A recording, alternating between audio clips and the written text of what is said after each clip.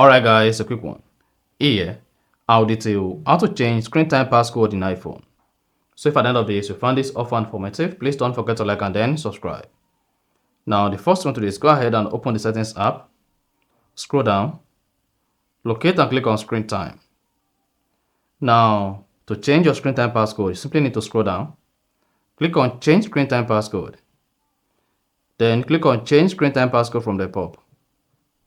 Go ahead and type in your old screen time passcode. Then type in the new screen time passcode.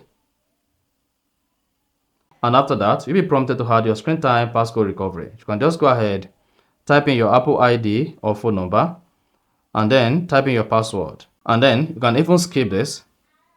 And then that is it. That is going to help you to change your screen time passcode on your iPhone. So that is basically how to change screen time passcode in iPhone.